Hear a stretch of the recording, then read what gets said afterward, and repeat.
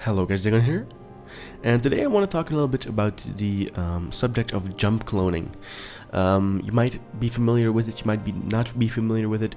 Jump cloning, so you might be wondering what it is.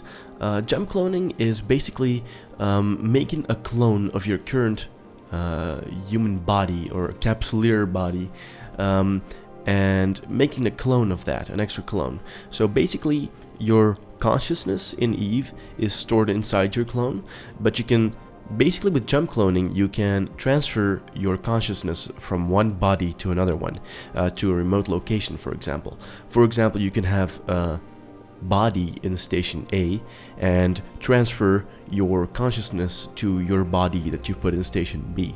That's basically the simple explanation of jump cloning. So here's why you should use a jump clone, why you would want to use one. For example, just, the obvious one, to travel easily between certain locations. And you might want to save your implants, for example. For example, you might have a toon with a lot of implants. You want to do some PvP, you can just jump clone to another toon and to another clone, and those implants won't transfer. So how would you actually go about creating one, you might ask? Well, here in Adrel there is a station with a clone bay. There are multiple stations around New Eden who have a clone bay. You can find that on Dotlan.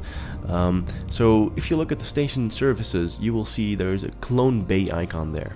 So if you click that one, you're going to get a couple of interesting things, like where you want your medical clone's home station to be, like when you get potted, where you go transfer, what active clone you have. You can self-destruct your active clone, or you can create a jump clone.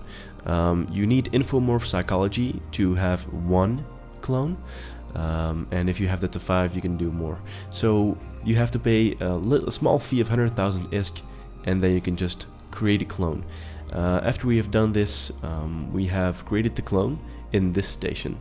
So then we can go ahead and undock, and let's go to a different station.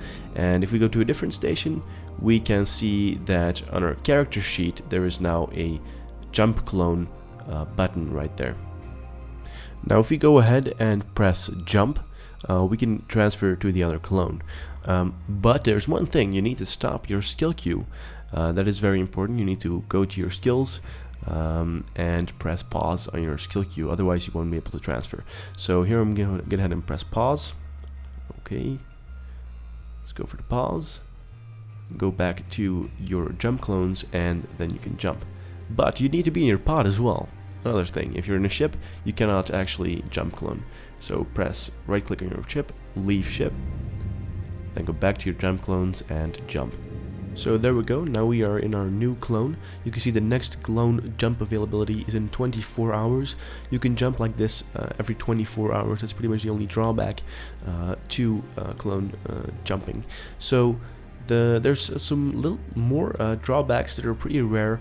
For example, you cannot have 2 passive clones in one station. That's pretty much the only danger that you're going to encounter for a player that is not involved in capital ships. In capital ships there's some other rules, but generally, as a rule of thumb, you never want to have 2 passive clones in one station, or you risk losing your implants. So that is a very important thing to keep in mind.